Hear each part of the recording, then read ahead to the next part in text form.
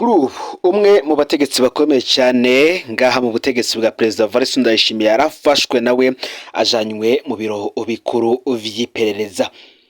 Ndasubiriye kubahereza mwiriwe canke mwaramutse bivanye naho buri umwe wese aherereye. Mwe banywanyi bacu mubana natwe mu makuru n'ibiganiro vya misi yose dushikiriza kuri Dombonesha kure yacu kandi yanyu Muhuza TV.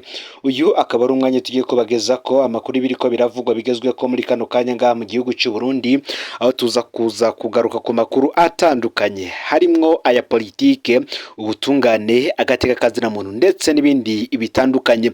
Murano makuru kandi si ivyo gusa kuko turaza no kugaruka ku itangazo rejeje gusohorwa n'ibiro bikuru vy'igisagara ca Bujumbura, aho Jimmy Hatungimana ashize ahabona itangazo rikomeye kandi riraba buri mudandaza wese adandariza mu gisagara ca Bujumbura, cane cane ahahoze isoko nkuru ya Bujumbura. Vyose ntimuze gucikanwa. Nimwe kandi murano makuru tuzavugaruka ku bindi bitandukanye harimwo aho wahoze ari umushikiranganje wa mbere Alain Guillaume Bunyoni, ibiriko biramuvugwa ko aho apfungiye mu ibohero rikuru rya Gitega. Na makuru yihuta dushikiye muri kano kanya ntuze gucikanwa. Aho herereye hose rero, mwe muherereye mu ntara zigize ubumanuko, ubuseruko, uburaruko, uburengero, abari mu bisagara bitandukanye bigize intara zitandukanye ndetse n'igisagara ca Bujumbura, abadukurikirana baherereye mu bihugu bigize akarere ka Afrika y'ubuseruko, ku mugabane wa Afrika ndetse no makungu ya kure, mwese ndabaye kaze muri ano makuru. Reka ano makuru yacu tuyatangurire ku vy'umuyobozi mwishikira mu biro vy'umunyamabanga mukuru wa leta, assistant du secrétaire général du gouvernement, apfungiwe mw'iperereza. Uyu akaba yitwa Gaspari Basigane, bamwe batiyoba apfungiwe iki. Reka tubageze ko ivyo tumaze kumenya kuri iyi dosiye yiwe. Tubabwire kandi imbere ko tubabwira, reka nabamenyeshe ko umuvugizi wa leta Jerome Niyonzima nawe yitavye mu biro vy'iperereza we agataha, gusa uyu Gaspari Basigane we akaza gusigarayo.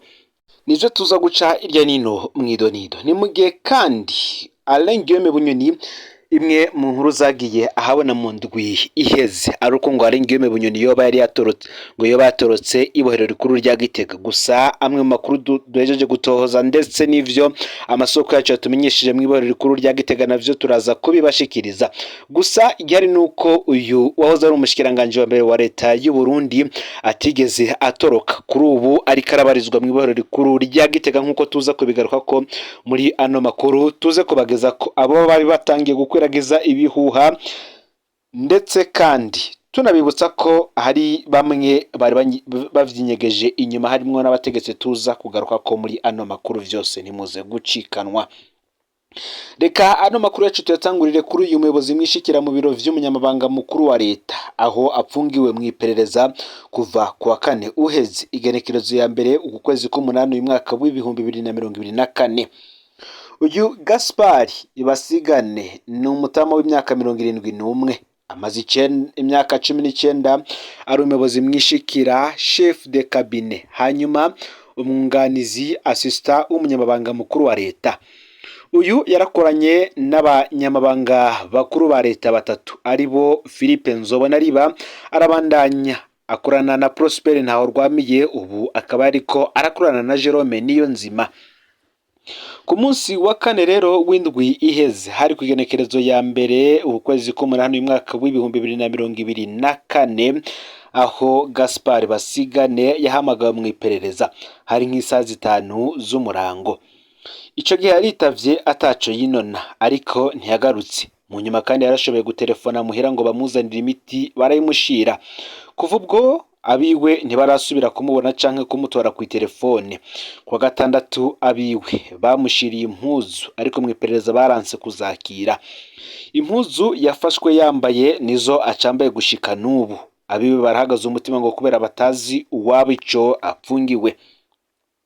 Nimwe kandi no ku munsi wa gatanu igenekerezo ya kabiri imyandagaro uyu mwaka w'ibihumbi 2024, umunyamabanga mukuru wa leta Jerome Niyonzima nawe nyene yaritavye aho mu iperereza, ariko we yaratashe. Ntaco yabwiye umuryango wa Gaspari Basigane. Amwe mu makuru atanguye kuvugwa nuko bo bariko babazwa ibijanye n'impusha zirungika abantu hanze, ivyo benshi bita ordre de mission. haravugwa n'ikibazo c'abaherekeje ombudsman canke se umuhuza w'abarundi Aimé Laurentine Kanyana muri Korea y'ubumanuko ngaho boba baraciye basaba ubuhungiro bigumirayo. Nta muco turaronka ujanye n'ivyo bibazo kugeza ubu ntituzi ico Gaspard Basigane ariko aragirizwa. Abaryango ba Gaspard rero Basigane bafise ubwoba bujanye n'amagara yiwe, bakavuga ko asanzwe agwaye rwose, ko ubundi akenera regime mu gufungura. Amagara y'umukenyezi we nayo nyene ntiyifashe neza, ngo baratinya ko ibiriko birashika bishobora guhura amagara y'ababo. Ku myaka Gaspard Basigane afise kubera n'ingwara afise ngo vyoba vyiza akurikiranywe ataha muhira, bagafumba abamucunga ko atatoroka. Abiwe barifuza kandi kuronka umuco kubijanye n'amagara y'uwabo ndetse n'ibindi vyinshi biriko biravugwa kuri iyi dosiye yiwe. Ayo rero niyo makuru dujeje kuronka, gusa nihagira ikindi kija ahabona naco turaza guhita tukibashikiriza. Demugiye kandi nkuko nababwiye mu ndwi iheze, inkuru yariko iravugwa ku mbuga hwaniro cane cane muri iyi weekend, iyo babandika ku mbuga ngurukana bumenyi ndetse n'abandi batandukanye mu mirwi ya WhatsApp, ariyo ngingo yari iriko iraganirwa ko cane. Namakuru yagiye ahabona yavuga ko uyu yahoze ari umushikiranganje wa mbere wa leta y'u Burundi General Arengiyome Bunyoni yoba yatorotse ibohero rikuru rya Gitega. Gusa mu vyo twatohoje, ayo makuru twasanze ari ikinyoma. Ivyitoroka rya Bunyoni vyavuzwe ku mbuga ngurukana bumenyi, vyandikwa kuri page zitandukanye za Facebook, mu mirwi ya WhatsApp vyari biriko birahanwa. Ivyo byose vyari ibinyoma tuza kuraba ko ico vyari bigamije murano makuru nkuko ngiye kubibashikiriza. Bunyoni yahoze ari umushikiranganje wa mbere wa leta y'u Burundi, akaba ari nawe wa mbere wabaye umushikiranganje wa mbere kuri leta kuri manda ya Evariste Ndayishimiye. Uyafashwe mu mwaka uheze w'ibihumbi 2023 hari mu kwezi kwa Ndamukiza kwigenekerezo ya 16 uko kwezi. Akaba yarafashe hamwe havugwa amakuru atandukanye. Ico gihe mu gufatwa kwiye havuzwa amakuru menshi cyane arabana no guhunga. Bamwe bati iyo bari yashitse mu gihugu ca Zambia kugira abandaniza mu gihugu ca Afrika y'Epfo, gusa ivyo bihuha navyo si vyari vyo.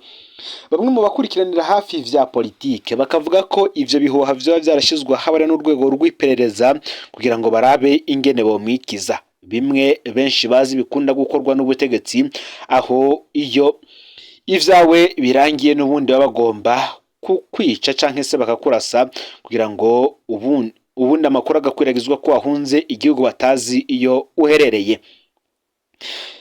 Bimwe rero mu bihamya yuko uyu yahoze ari umushikiranganje wa mbere atigeze atoroka ibohero rikuru rya Gitega, ndetse na vyinshi twabashije kumenya nuko kwigenekerezo ya kabiri uku kwezi k'umunani uyu mwaka w'ibihumbi 2024, ubwo ni ku munsi wa gatanu w'indwi iheze, umuryango we waragiye kumusuhuza mu cyumba apfungiwemwo mu ibohero rikuru rya Gitega nkuko bisanzwe.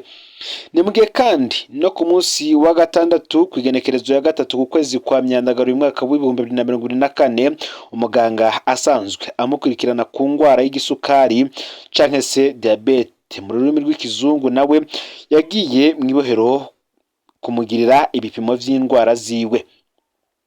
Arengiyome Bunyoni yakatiwe umunyororo wo guherayo. Ni igihano yakatiwe na sena nahinyuzwa inyuma y'amezi abiri. Urubanza rwe bivuga ko rwihutijwe cyane ku buryo hari na bamwe basaba ko ivyo yaburanye muri urwo rubanza vyobonerwa umuti canke se bigasigurwa bihagije kugira ngo abanyagihugu bave mu rujijo.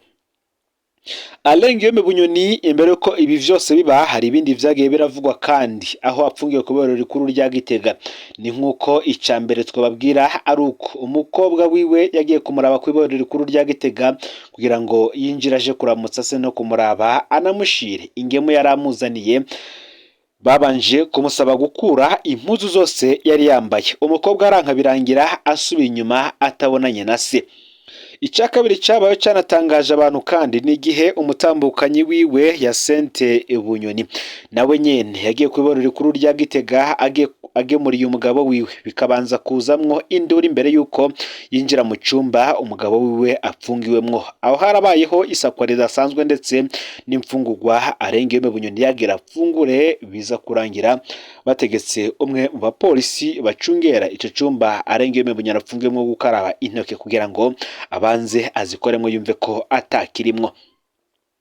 Ibi rero bije bivuga ivy'iri toroka rya Arengeyeme Bunyoni, ntawomenya ico ivyo bihuha vyazananye. Kimwe mu vyo abantu bavuga kandi banashingira ko nuko uravye kuri ico cari catangajwe ubwa mbere ko Arengeyeme Bunyoni yahungiye mu gihugu ca Tanzania mu mwaka murantunge mu mwaka weze 2023 ubwo yaragiye gufatwa ko yahunze agahungira mu gihugu ca Zambia agire abandanize mu gihugu ca South Africa. Bamwe bavuga ko uyo yari umutego w'iperereza kugira ngo barabe ingene bomwikiza. Bamwe rero bakavuga ko nubundi ibi atawomenya ico vyari bizananye. Bamwe bati wosanga ari imwe mu mikenyu nkuko iperereza risanzwe ribikora, ari imwe mu mikenyuro bari bagiye gukoresha kugira ngo bamuzimanganirize ubuzima. Abandi bati abo barakoze izo nkuru baba bari bafise inyungu zabo bwite bashingiye ko bataravye kuco iyo nkuru ishobora kuvyara. Ibi nivyo twoba twabagejeje ko cyane cyane kuri ibi birabana n'ibihangange biriko birafatwa bigapfungwa muri iyi minsi. Ni mugihe kandi mu yandi makuru tugiye kubanda n'ubundi tuyabandaniza ku biriko biravugwa mu gisata c'ubutungane ku rubanza rwa Emilienne Sibomana. Bamwe bariko baravuga ko hariko harakorwa iterabwoba ku mucamanza wa sentare y'iyungururizo yoba yaramwejeje. Kuva hatangujwe ingingo yafatiwe Emilienne Sibomana ku igenekerezo ya 28 Ruheshi, Anatole Manirakiza umucamanza wa sentare y'iyungururizo ya Gitega abayeho mu buzima buteye ubwoba ngo buri munsi. Amakete yo kwisigura urutavanako, gufutwa ku rutonde rw'abaja ku bikorwa ku rubuga, kwagirizwa ibiturire vyose birahabera. Iterabwoba n'agatotezo ngo vyabaye ubuzima bwa buri munsi bwa Anatole Manirakiza. Tubibutse ko uyu Emilienne Sibomana ariwe mukenyezi wa mbere yatanze ikirego ko umupatiri wo kwishure yakorera ko yashorashuza abakobwa, yashorashuza cyane ivyo vyose akabikorera mu biro vyiwe. Kwigenekerezo ya kabiri mu kakaro guheze, Anatole Manirakiza yarahamagawe n'umukuru wa sentare y'iyungururizo ya Gitega Desire Habonimana kugira ngo asiguriro abacamanza abiyo sentare uko yabigenjeje kugira ngo yeze Emilienne Sibomana. Ngo bwari uburyo bwo kumumaramaza imbere y'abagenzi biwe batakurikiranye iyo dosiye kandi batazi nido ry'urwo rubanza. Akaba ariko bibonwa namwe masoko yegereye iyo dosiye. Imisi ibiri nyuma yaho kugenekerezo ya kane mu kakaro, uwo Desire Habonimana nyene yarandika ikete risaba ko Anatole Manirakiza yisigura kuri iyo ngingo. Kandundura kandi urongoye sentare y'iyungururizo y'Igitega Felicite Nishemezwe yagirije Anatole Manirakiza kuba yarakira igiturire cy'amafaranga umuliyoni n'inusu y'amarundi kugira ngo yeze Emilienne Sibomana. Bamwe bati ni ibinyoma bidafise ivyemezo na bimwe.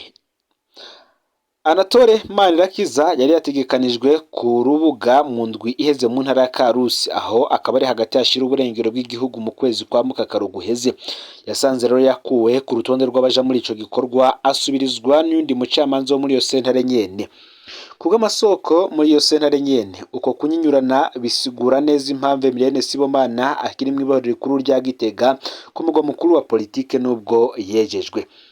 Umushingwamanza Michel Niyonizigiye amuburanira avuga ko iryo ariho nyangwa ry'amategeko ryeruye.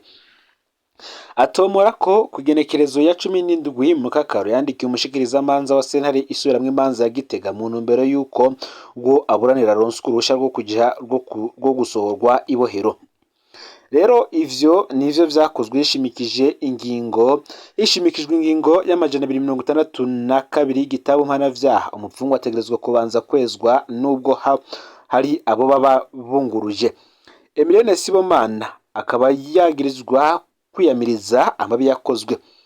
Kwigenekerezo ya 2026 uyu mwaka mu nama y'umushikiranganje w'indero François Havyarimana, Sibomana Emilienne ico gihe ari umunyamabanga wa lycée Christ Roi ya Mushashe Gitega ico gihe nibwo yamenyesheje amabi afatiye ku gitsina akorerwa abanyeshuri agakorwa na Patiri Laurent Ntakarutimana umuyobozi w'iryo shuri. Uru rero nirwo rubanza rufunze Emilienne Sibomana, urubanza rushobora no gukwegera n'abandi kuja mu munyororo nk'uko tubibonye, cyane cyane uyu mucamanza bivugwa ko yaciye urubanza yamwejeje muri sentare y'iyungururizo. Uyo akaba ari Anatole Manirakiza, kuri ubu nawe ngabayeho mu buzima buteye ubwoba cyane bwa buri munsi, aho ariko arakira amakete atandukanye amusaba kwisigura ku kungene yafashemwo iyo ngingo yo kweza Emilienne Sibomana. Aya niyo makuru yaragezwe ko muri kano kanya rero, aho uri hose ufyonde subscribe canke sabone niba utari wafyenda kugira ngo tuzucikamwe n'adushikiriza usangize ano makuru bagenza aho bari hose kugira ngo